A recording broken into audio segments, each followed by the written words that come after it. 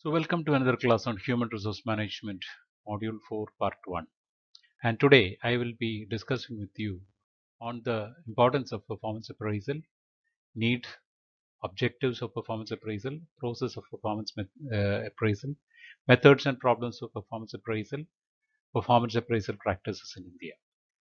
Performance appraisal is considered to be one of the most important jobs as far as an organization is concerned, because it gives opportunities to understand the personality traits and performance of the job and to determine the contribution of the employee relative to the firm. And performance appraisal helps to identify those who are performing their assigned task well and those who are not, reasons for such performance, and how to compensate those people who perform. So performance appraisal has become very, very important. Now, what is the need of performance appraisal? One, one of the primary needs of performance appraisal is to understand the competence and performance of the employees in an organization. There are people with various skills, knowledge, and attitude, and their competence describes how well they are on the job. Second thing is to confirm the services of a probationary employee. People who are selected as in training and go to probation, and if they are completing the probationary period completely satisfactorily, they are confirmed. So in order to understand whether their performance is satisfactory or not, we can conduct a performance appraisal.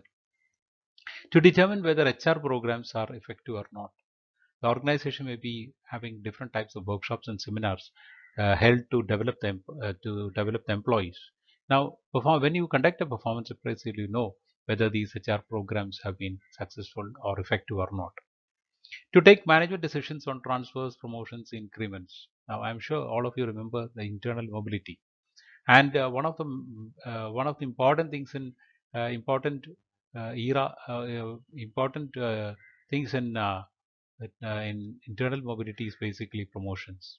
Now, if you need to decide on promotion, internal in internal or external promotions, you need to consider about you need to consider performance appraisal. Similarly, transfers within and outside the organization, increments, all those things can be considered. Uh, if you have performance appraisal at hand. Other needs of performance appraisal is to understand the training and development needs of an employee. If there is any shortage of skills or competencies for the employee, we can conduct training program. Then to design reward systems, we can have reward systems based on performance appraisal. To act as a validation of the selection procedure, you will be able to understand whether you have selected the right candidate or the right type of selection process was done when you conduct a performance appraisal.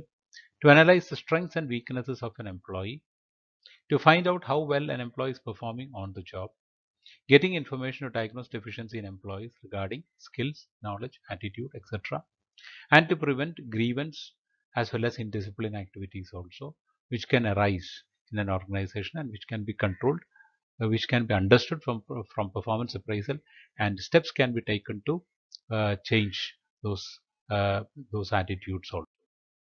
Now, what are the objectives of performance appraisal? When you conduct an appraisal for an employee, the basic objective is to understand whether the employee is contributing to the organization or not, or what is the relative worth of the employee, or whether you are able to get the best productivity out of that employee. But other than that, there are certain objectives also as far as performance appraisal is concerned. One, to review past performance. How much uh, did the employee contribute, or what was his performance in the past in the last 1 year? To assess training needs, to help develop individuals based on the performance appraisal, you can conduct actual training programs or any other program to see that that they are developing that individual. To audit the skills within an organization, what type of skills are present in organization. To set targets for future promotion, future performance. To identify potential for promotion. Sometimes you will, when you conduct a performance appraisal, you will know that whether there is an potential as far as the employee is concerned for promotion. To determine overall organizational performance, it determine the improving the overall organizational performance by understanding based on the job appraisal. You come to know about what is the requirement, and based on that you can conduct training programs to improve the organizational performance. To identify the strengths and weakness of employees, I mean right men on the right job. To maintain and assess the potential present in a person for further growth and development. To provide a feedback to employees regarding their performance and related status, maybe reward or punishment or warning can be given. It serves as a basis for influencing working habits of employees. It reviews and retains the promotion and other promotional and training programs also. Importance of PA or performance appraisal. Now, performance appraisal is a very important one because it helps to identify a lot of issues. One, it identifies the problem with employees. You will be able to identify whether the employee is problematic, and if problematic, this person can be converted into a valuable productive employee for the organization. So that also is one of the importance of performance appraisal. Similarly, performance improvement. So it will help actually employees you to the managers to identify whether what is the level at which the employee is working, and based on that you can plan potential development also if there is any skill deficit. Compensation adjustment. Sometimes you find when you conduct a performance appraisal, you find that there are certain employees who do a superior performance. Now, when you do a performance appraisal, you'll once you come to know about it, you will be able to provide them better compensation so that they do not leave the organization. Similarly, another one is like in determining informational accuracies also. Now, sometimes you will get information from the employees also based on the ideas, requirements, expectations, feedback from the employee, which can help the organization to change. That is also an important one. Making placement decisions based on for promotions, transfer, relocation, reassignment. All these decisions can be taken based on the performance appraisal. Career planning and development based on the performance appraisal, you can arrange for career planning and development of the employee. Identifying staffing process deficiencies. For example, if when you understand and do a performance appraisal, you will get to know as to what are the type of skill available in the organization, and based on that, you can conduct a staffing process to reduce the deficiencies also. Similarly, equal opportunity also. Maybe when you conduct a job-related performance appraisal, you will be able to get the type of jobs that are available, and this can be shared across the internal placement.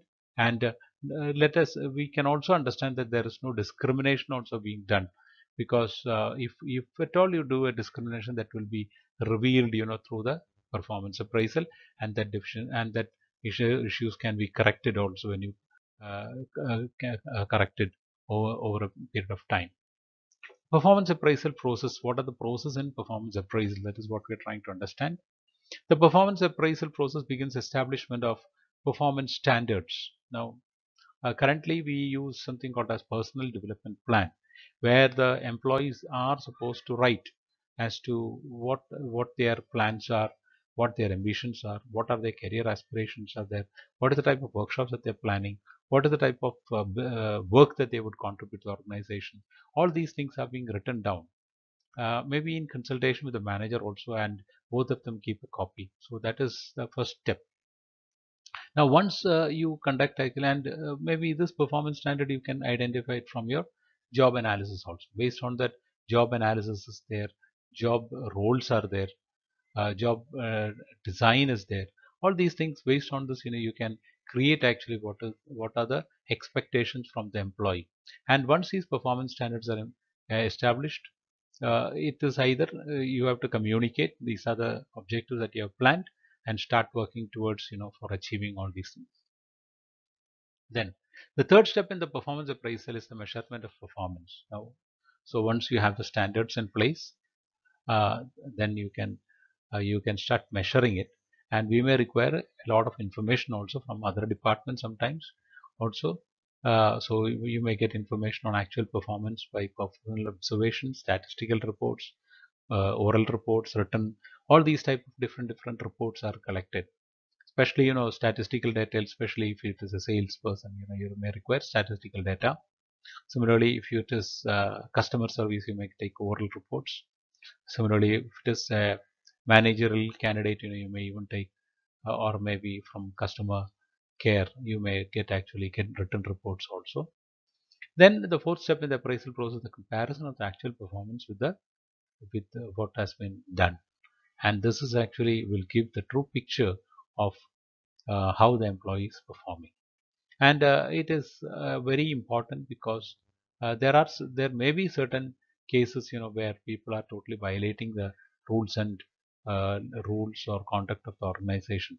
So especially in those conditions, immediate correction action has to be there. And the other one can be possibly if there is a shortage of skills or deficiencies, you can conduct it. Now let us look at the what are the different performance appraisal methods used by organizations. One of the first method that I am describing here is mostly an old method, not used right now in its old fashion, in its same form, maybe available in certain other forms also, and it is called as critical incident method. Now, what is critical incident method? It is an appraisal which focuses the rater's attention on those critical or key behaviors that make the difference between the job effectively and doing it ineffectively. So there are certain behaviors that you can identify in the job of the employee as to what creates actually productivity and what does not really contribute to the productivity. So how does whether he is wasting his time, or how does he what are the ways in which he is productive. Let's look at ways in which he was able to save the raw materials, spoilage and all those things, or wastage and spoilage reduction, or maybe coming on time to office. All these things can be identified and written down also as an anecdote, or maybe uh, as a in a form of an essay also, so that this can be utilized when there is a requirement for performance appraisal. However, there are certain issues with this report. One of the issues, basically, supervisors are reluctant to write the reports on a daily or a weekly basis, and it is time consuming process and burdensome also. And the second thing is, it cannot be quantified. This is basically a qualitative one, cannot be quantified, and ranking based on the comparison is not easy. Now the second method is called as checklist. In checklist, there are certain behavioral descriptions, and the writer's job is basically to ask yes or no to that. Now the problem with this checklist is that checklist does not provide details on how good the person is doing it or how bad is he is doing it. It just answers the question yes or no. Does he know to type? Yes. Does he is he punctual? Yes. Is he skill? Is he skilled? Yes. Is he competent? No. Like that, only yes or no responses, and there is not much of description given in checklist. Now comes the graphic rating scale, which is one of the oldest, but at the same time very popular, even now used also. Now in graphic rating scale, there are certain factors are available like job knowledge, quality of work, cooperation, loyalty, dependability, attendance, honesty, integrity, attitudes, initiative. All these things are described, and the person can give uh, marks, based on these factors. So it is very objective oriented. Only thing is it has to be customized depending upon the different types of jobs. Now there's another method called as forced choice method. Now in this, it is better than graphic rating because it gives elaborate statements or descriptive statements, and the appraiser job is to identify which statement is the most appropriate statement as far as the individual is concerned. So it is a slightly better than graphic rating. And then we have something called as management by objectives by Peter F. Drucker. And this particular thing is used to evaluate, especially for salesmen and for those people who are working in production. And it is basically mostly a quantifiable method by which objectives are given. And the job is to identify whether the person has achieved the objective or not. It is a very good system to understand, but not used for every type of job.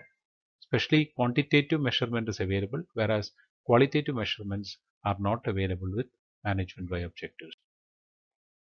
Then there is something called as behaviorally anchored rating scales, or called as bars also. Now this has got actually graphic rating, where it uses certain structured descriptions of the job.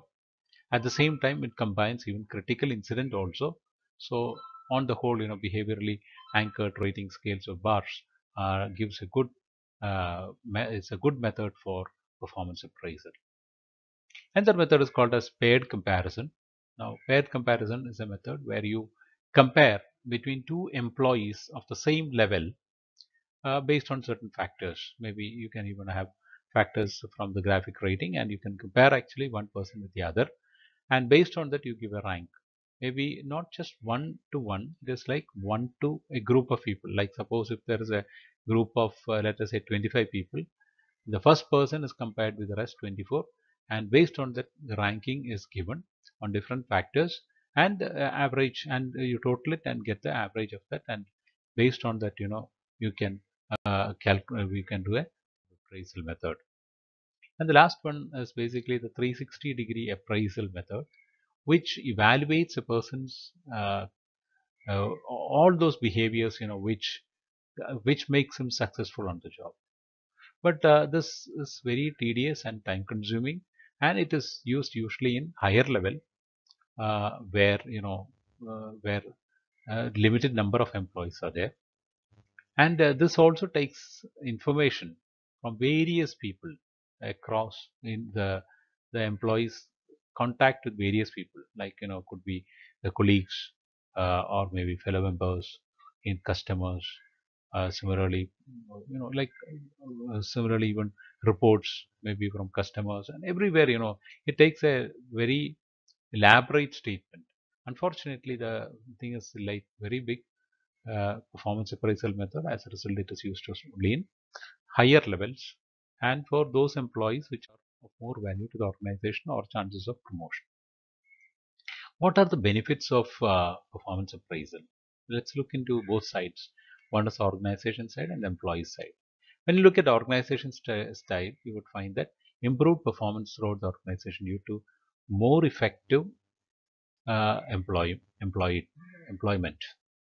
The sense you will find that there is a total improvement in performance when there is a job appraisal. People are pretty sure that everything in your career is based on your improvement, based on the performance. As a result, you would find that people will be focusing on performance.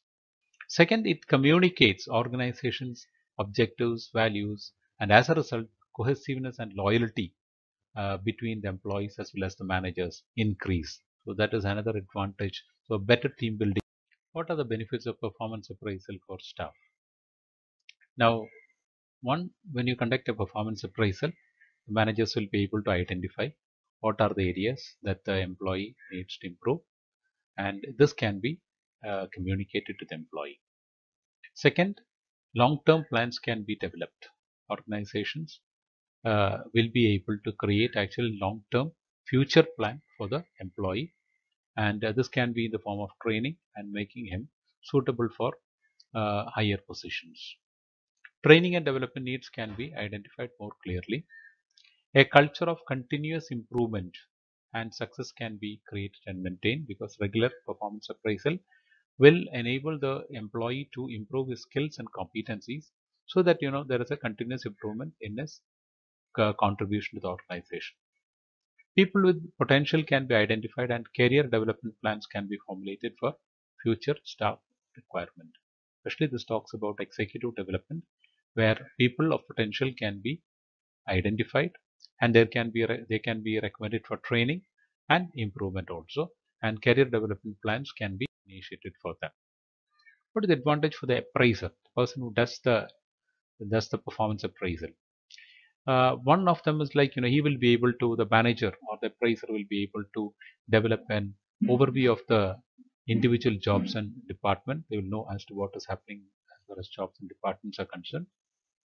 Manager will be able to, or assessor will be able to get the identification of ideas for improvement as to what is lacking in the department and what could be done. The opportunity to link with team and individual objectives and targets with departmental and organizational objectives. Whatever organizational plan can be made into smaller things. At the same time, contribution or performance appraisal can also brief the employee as well as the appraiser as to how these can be connected to the organization's plan. The opportunity to clarify expectations of contribution the manager expects from team and individuals. The opportunity to reprioritize targets, a means of forming a more productive relationship with the staff based on mutual trust and understanding, because when you continuously identify skills and correct his requirement, definitely mutual trust and understanding can improve.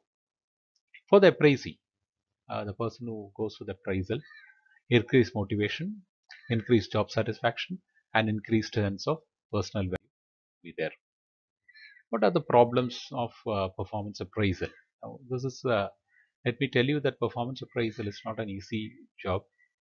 It is a very difficult process because it is one human being is dealing with another human being, and definitely when two human beings come together to conduct especially an appraisal, it may be perceived as something to find fault. So there are chances, that there can be conflict between the appraiser as well as the appraisee. Other than that, what are the other issues in performance appraisal? One is called as leniency error. Now, leniency error is every evaluator has his or own value system, that is a standard, and through which he would see the employee, and appraisals are made on that. And relative to the true or actual performance an individual exhibits, some evaluators may mark high and others low based on their standards, and this is called as leniency error. A positive leniency error can be high score, and negative leniency error can be low scores also. Then there is something called as halo effect, either to give high or low without ascertaining much of the factors. As appraisers may give high or low rating, and that can be an issue. Similarity error can be there, almost very close to leniency error.